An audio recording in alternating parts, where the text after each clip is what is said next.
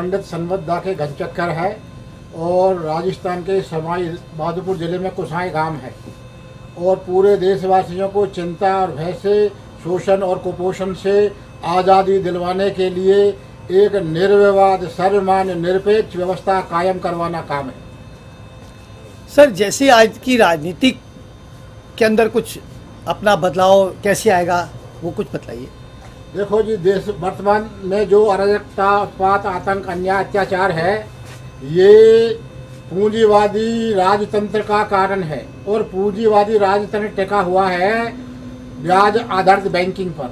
जब तक ब्याज आधारित बैंकिंग रहेगी तब तक पूंजीवाद रहेगा और लोग परेशान रहेंगे, अभाव में जिएंगे, बेरोजगारी, महंगाई पर कोई नियंत्रण नहीं होगा।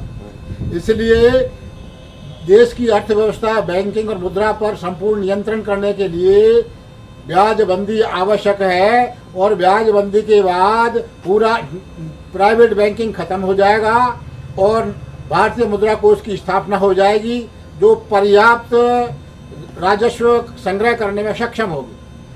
सर, राजनीति का जो मेन अर्थ है वो क्या है? राजनीति का मेन अर्थ है कि देशवासियों के दिलों पर राज करना, ऐसी राज व्यवस्था जिसको लोग स्वयं सहर्ष स्वीकार कर लें। सर, आज राजनीतिक जैसे भटकती जा रही है, हर आदमी अपनी एक एक पार्टी बना रहा है, ऐसा क्या कारण है कि क्या किसी पे एक दूसरे पे भरोसा नहीं है क्या? ऐसा है जी, ये वर्तमान में विचार प्रदूषण का इसका कारण है और सत्ता के शौक और लोलुप जो आदमी है वो अपना अलग अलग दल बना करके प्रयास कर रहे हैं कि राजमलाई कैसे खाई जाए। कहीं ना कहीं परिवारवाद चल रहा है, आपके कहने का मतलब? देखिए जी, परिवारवाद तो हमेशा ही है और मैं तो ये कहता हूँ हमारा जो संस्कृति थी उसमें संयुक्त परिवार था वो बहुत अच्छा था। अगर उसको दोबारा से कायम करना है तो पार्टी लेस डेमोक्रेसी, यानी पूरे देश में विचार प्रदूषण है, उत्पात, आतंक, अन्याय, अत्याचार जो है ये वर्तमान पूंजीवादी राजतंत्र के कारण ही है। इसी के द्वारा उत्पादन होता है, दंगे फसाद सब कुछ। अगर देश में सुख शांति अमन चैन बहाल करना है तो पार्टी लेस डेमोक्रेसी अपनानी होगी और इसमें वेतन पेंशन रहित जनप्रतिनिधियों के द्वारा राज का संचालन करना होगा।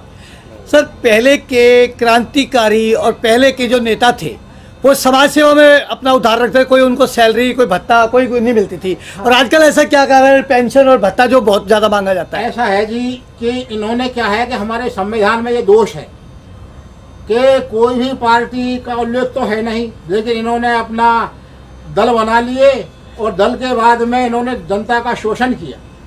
नहीं तो कानून का, राजतंत्र में कानून का स्वरूप क्या हो, जनतंत्र में कानून का स्वरूप क्या हो, कानून जनतंत्र में जनता की सहमति से बने। वर्तमान में जो किसान आंदोलन है इसका भी मुख्य उद्देश्य यही है कि भविष्य में जन भागीदारी सुनिश्चित हो, कानून निर्माण में जन भागीदारी सुनिश्चित हो, इसीलिए कानूनों को रद्द करवाने की आवश्यकता पर अड़ा हुआ है किसान आंदोलन। सर, ये किसान जो बैठे हुए हैं और सरकार इनकी मांग नहीं मान रही, तो आपको क्या लगता है कि सरकार को कहीं ना कहीं कमी है कुछ? देखो जी, सरकार तो इसलिए नहीं मान रही, वो अहंकार और अभिमान से ग्रसित है। उसका है कि आंदोलन को मेरे पास कुचलने के लिए सेना है, पुलिस बल है। इस अभिमान, अहंकार के कारण वो बांध नहीं रही।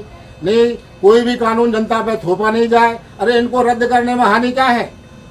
इनका सरकार का कोई वेतन पेंशन कट नहीं रहा, इनको कोई हानि नहीं हो रही आर्थिक, न कोई सामाजिक। जो भी होगी पब्लिक की होगी, पब्लिक उसको भोगेगी। मैं तो यही कहता हूँ कि ये कानून है रद्द कर दिए जाए और जो भी कानून भविष्य में बने उसमें निर्माण में जनता की भागीदारी सुनिश्चित हो। जैसे कि आप बता रहे थे कि कानूनों के लिए, किसानों के लिए जो कानून है उसके लिए बैठे हुए हैं, तो कहीं ना कहीं ये लग रहा है कि सरकार अपनी नाकामी छुपा रही है। हाँ, मैं इस संबंध में पूरे देशवासियों से अपील, अनुरोध करता हूँ कि जनतंत्र की मजबूती के लिए और इस पूंजीवादी राजतंत्र को समाप्त करने के लिए किसान आंदोलन को समर्थन, सहयोग दे करके मजबूत बनाए और जो संयुक्त मोर्चा है इससे भी अपील करें कि भविष्य में कानून निर्माण में भागीदारी सुनिश्चित हो। इसके लिए आपको आगे से बोलना है और जनतंत्र की रक्षा करनी है। सर, जैसे कि अभी 2022 के इलेक्शन आ रहे हैं और पंजाब में, यूपी में, राजस्थान में ऐसे कई जगह हम देख रहे हैं कि उथल पथल मच रही है, क्या सरकार को अपने ऊपर भरोसा नहीं है? देखो जी, सरकार असमंजस में है, उसकी लोकप्रियता तो डाउन अवश्य हुई है। किसान आंदोलन के कारण ज़्यादा हुई है। अब ये सोच रहे हैं कि किसानों को या तो ये हम MSP लागू, गारंटी कानून लागू कर दिया जाए और पिंड छुड़ा लिया जाए, लेकिन इससे भी समझौता होने वाला नहीं है।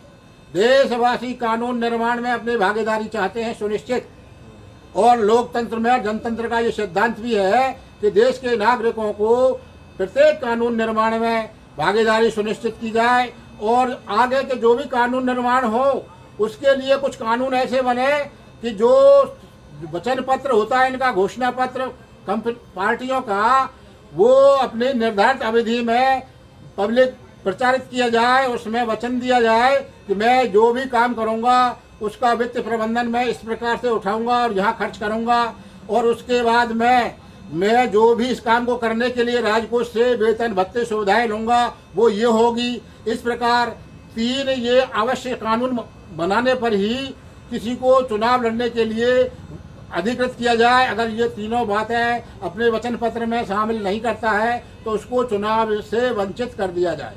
सर, आजकल का नौजवान जैसे भटक रहा है, भ्रमित हो रहा है, तो कहीं ना कहीं आपको क्या लगता है कि खान पीन में कमी है या हमारे वातावरण में? देखो जी, ये व्यवस्था की कमी है। वर्तमान में जो भारी भरकम वेतन व्यवस्था है, वेतन विसंगतियां हैं, ये क्या है कि ये बहुत ज़्यादा हैं और इसी के कारण लोग वहाँ बेरोजगार हैं। तो मेरा तो इस बेरोजगारी को समाप्त करने के लिए यही है कि व्यक्ति को वेतन, पद को साधन, सुविधा और सम्मान सुनिश्चित हो। इस प्रकार से वर्तमान में जो सैनिक सिपाहियों को वेतन दिया जाता है वो सभी लोग मानते हैं कि ये उचित है, तो इससे ज़्यादा कोई वेतन लेने का अधिकारी नहीं हो, चाहे वो राष्ट्रपति हो, चाहे चपरासी, मंत्री, संतरी, अधिकारी, कर्मचारी, कुछ भी हो। वेतन हो व्यक्ति को और पद को पर्याप्त साधन, सुविधा और सम्मान सुनिश्चित हो। यही बेरोजगारी का अंत, नए रोजगार का सृजन करेगा। निष्पक्ष, निर्भय और सत्य बताते हैं। हम आपके लिए ऐसी खबरें लाते हैं। KKN न्यूज़ समाज को आईना दिखाते हैं।